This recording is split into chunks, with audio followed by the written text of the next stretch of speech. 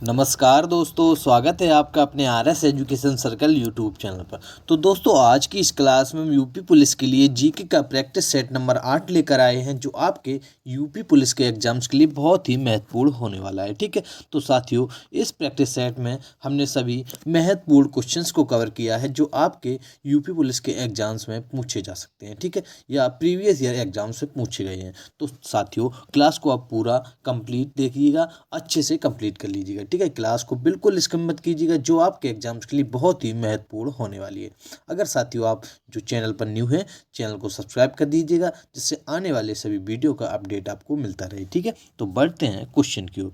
हमारा पहला क्वेश्चन साथियों पूछा गया है कि सांची स्तूप का निर्माण किसने करवाया था। दो पहला क्वेश्चन आपका पूछा गया, उसमें पूछ रहा है कि सांची के स्तूप का जो निर्माण करवाया था वह किसने करवाया था। तो आपका राइट आंसर ऑप्शन सी हो जाएगा, अशोक ने सांची के स्तूप का निर्माण करवाया था। ठीक है, याद रखेंगे यहाँ पर आपका सी ऑप्शन दोस्तों बिल्कुल राइट हो जाएगा। याद रखेंगे, अशोक ने करवाया था। ठीक है, तो बात करते हैं जो अशोक के साथियों जो स्तंभ लेख थे उनको उनको राष्ट्रीय प्रतीक के रूप में अपनाया गया है। ठीक है, याद रखेंगे, जो अशोक के स्तंभ लेख थे उनको राष्ट्रीय प्रतीक के रूप में अपनाया गया है। वह जिस उसके पीछे जो स्तंभ लेख है उसके पीछे 4 शेर बने हुए हैं, जो राष्ट्रीय प्रतीक के रूप में अपनाया गया है। ठीक है, याद रखेंगे, बहुत ही महत्वपूर्ण सभी क्वेश्चंस हैं आपके एग्जाम के पॉइंट ऑफ व्यू से। ठीक है, क्वेश्चन नंबर आपका 2 पूछा गया है कि सूर्य मंदिर किस स्थान पर निर्मित है। तो साथियों, आपको बताना है जो सूर्य मंदिर है वह किस स्थान पर निर्मित है। तो आपका राइट आंसर हो जाएगा, सूर्य मंदिर कोणार्क अमृतसर पर बना हुआ है या निर्मित है। ठीक है, याद रखेंगे, यहाँ पर आपका ए ऑप्शन साथियों बिल्कुल राइट हो जाएगा। सूर्य मंदिर कोणार्क में बना हुआ है। ठीक है, माफ कीजिएगा, कोणार्क में बना हुआ है। ए ऑप्शन आपका यहाँ पर बिल्कुल राइट हो जाएगा। ठीक है, बढ़ते हैं साथियों क्वेश्चन नंबर 3 की ओर। क्वेश्चन नंबर दोस्तों आपका 3 पूछा गया है कि तेलंगाना राज्य किस राज्य के विघटन से बना है। तो दोस्तों, आपको बताना है जो तेलंगाना राज्य बना है अभी नया नया, वह किस राज्य के विघटन से या अलग होकर बना है। तो आपका राइट आंसर इसका हो जाएगा आंध्र प्रदेश। ठीक है, याद रखेंगे, जो तेलंगाना राज्य है वह आंध्र प्रदेश का पहले हिस्सा हुआ करता था, लेकिन अब वर्तमान में वह आंध्र प्रदेश से अलग होके एक अलग राज्य बन गया है। ठीक है, जो साथियों 2 जून 2014 को अलग हो गया था। ठीक है, याद रखेंगे, 2 जून 2014 को यह अलग होकर एक राज्य बन गया था, या इसे अलग राज्य का दर्जा मिल गया था। ठीक है, तो याद रखेंगे, यह बहुत ही महत्वपूर्ण पॉइंट्स है एग्जाम के पॉइंट ऑफ व्यू से कि तेलंगाना राज्य कब अलग हुआ था, 2014 ईस्वी में। ठीक है, बढ़ते हैं साथियों नेक्स्ट क्वेश्चन की ओर।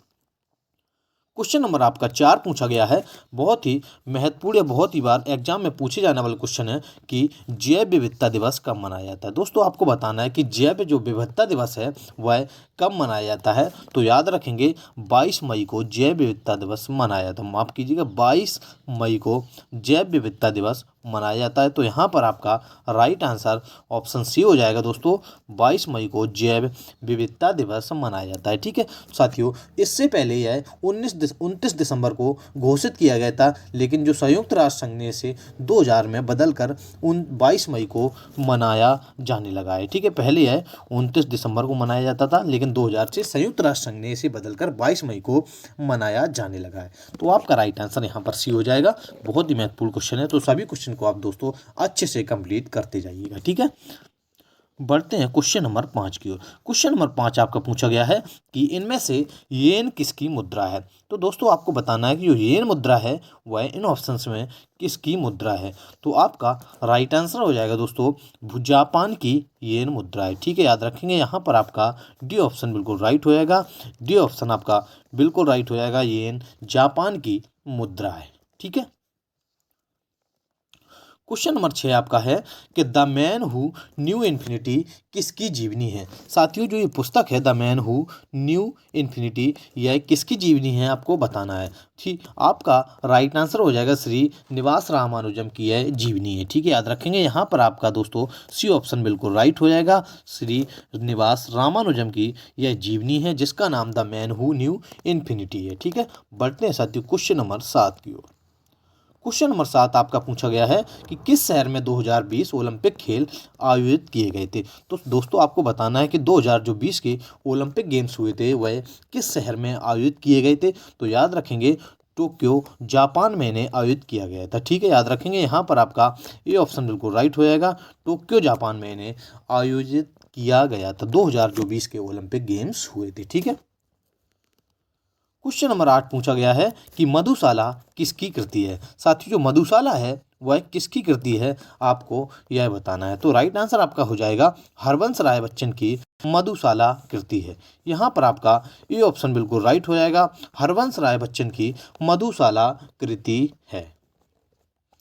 क्वेश्चन नंबर आपका अगला पूछा गया है, क्वेश्चन नंबर 9 है कि भारत के किस राज्य में 2013 में बादल के फटने से हजारों लोगों की मौत हो गई थी। तो दोस्तों आपको बताना है जो 2013 में बादल फटे थे तब कितने लोगों की मौत हो गई थी। तो हजारों लोगों की मौत हो गई थी जो उत्तराखंड राज्य में फटा था। ठीक है, याद रखेंगे। यहाँ पर आपका सी ऑप्शन बिल्कुल राइट रहेगा दोस्तों, उत्तराखंड राज्य में जब बादल के फटने से 2013 में हजारों लोगों की मृत्यु हो गई थी। कब फटा था, तो 2013 ईस्वी में। याद रखेंगे, एग्जाम्स में पूछे जाने वाला क्वेश्चन है कि 2000 ईस्वी में जो बादल के फटने से हजारों लोगों की मौत हुई थी वह किस राज्य में हुई थी। तो याद रखेंगे, यहाँ पर आपका सी ऑप्शन बिल्कुल राइट हो जाएगा, उत्तराखंड राज्य में।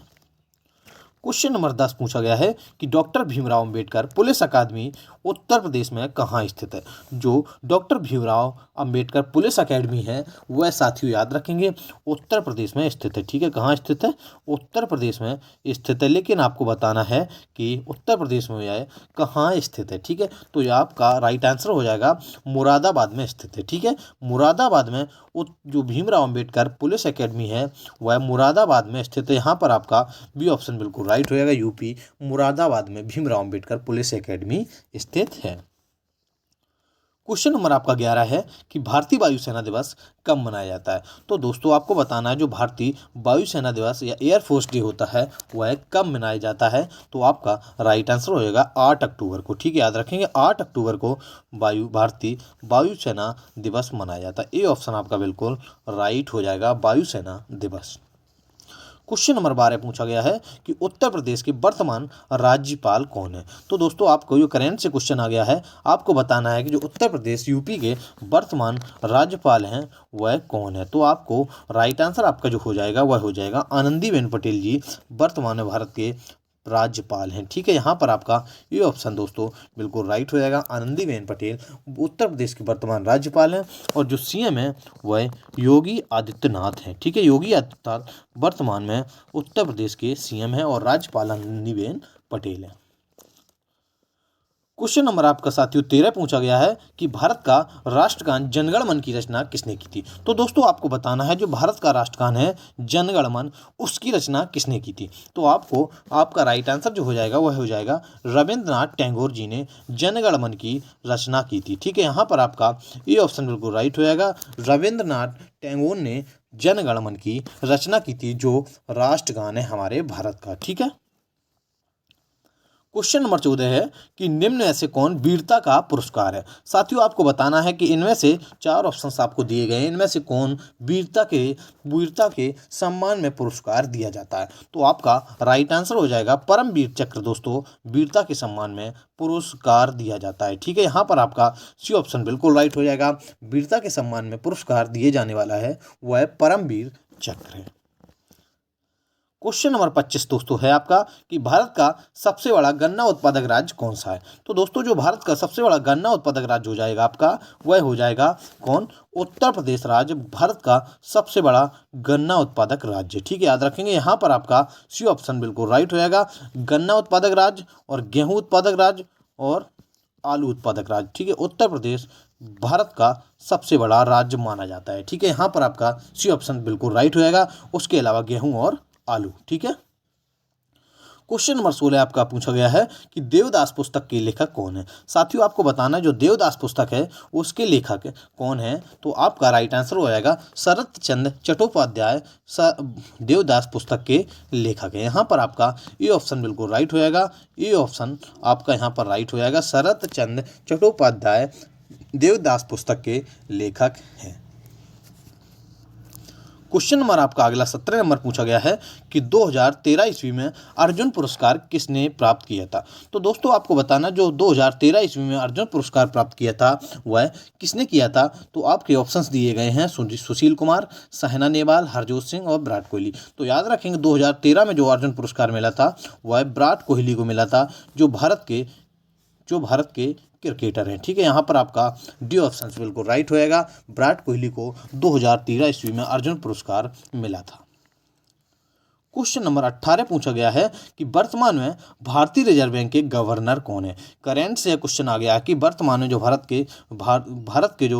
वर्तमान में भारतीय रिजर्व बैंक के जो गवर्नर हैं वह आपको बताना है, जिसे आरबीआई कहते हैं। आरबीआई के जो गवर्नर है वर्तमान में वह कौन है। तो आपका राइट आंसर होएगा शक्तिकांत दास वर्तमान में आरबीआई के गवर्नर हैं। ठीक है, याद रखेंगे शक्तिकांत दास वर्तमान में आरबीआई के गवर्नर हैं। और आपको इससे जो पहले थे, शक्तिकांत दास से पहले थे गवर्नर, वो आपको कमेंट बॉक्स में बताना है शक्तिकांत दास से पहले आरबीआई के गवर्नर कौन थे। आपको कमेंट करके बताना है जिसको यह आंसर आ रहा है। ठीक है, क्वेश्चन नंबर 19 बताया गया आपका कि गोदान किसके द्वारा लिखा गया है। जो गोदान है दोस्तों वह किसके द्वारा लिखा गया है। तो याद रखेंगे यहाँ पर आपका राइट आंसर हो जाएगा मुंशी प्रेमचंद का यह उपन्यास है। ठीक है, मुंशी प्रेमचंद के द्वारा यह लिखा गया है। जो गोदान उपन्यास है वह मुंशी प्रेमचंद के द्वारा लिखा गया उपन्यास है। यहाँ पर आपका बी ऑप्शन बिल्कुल राइट हो जाएगा। ठीक है, बढ़ते हैं साथियों क्वेश्चन नंबर 20 की ओर।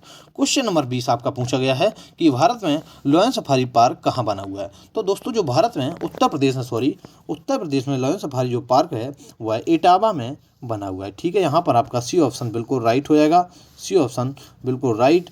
लायन सफारी जो पार्क है वह इटावा में बनाया गया है। तो यहाँ पर आपका सी ऑप्शन राइट हो जाएगा। ठीक है, क्वेश्चन नंबर 21 आपका पूछा गया है कि रुपया किसका चिन्ह है। तो आपको ये चिन्ह दिया गया है रुपये का, वह किसका चिन्ह है। तो आपका राइट आंसर हो जाएगा वह भारतीय रुपया का चिन्ह है। ठीक है, याद रखेंगे यहाँ पर आपका ए ऑप्शन बिल्कुल राइट हो जाएगा।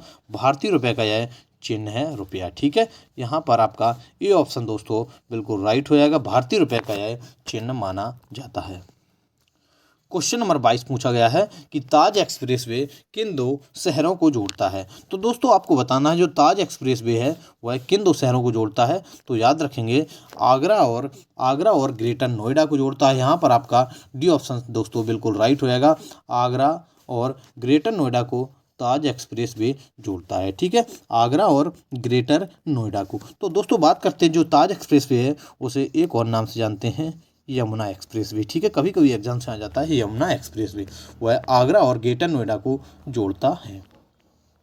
क्वेश्चन नंबर 223 पूछा गया आपका कि फेलन क्या है। साथियों जो फेलन शब्द आपको दिया गया है यह क्या है। ये तो आपके ऑप्शंस दिए गए हैं, लड़ाकू विमान है या चक्रवाती तूफान है, नई दवा है या हवाई अड्डा है। तो दोस्तों जो फेलन शब्द है वह एक चक्रवाती तूफान है। ठीक है, याद रखेंगे यहाँ पर आपका बी ऑप्शन बिल्कुल राइट होएगा। फेलन एक चक्रवाती तूफान है। यहाँ पर आपका बी ऑप्शन बिल्कुल राइट होएगा, जो 2013 ईस्वी में बंगाल की खाड़ी में उठा था।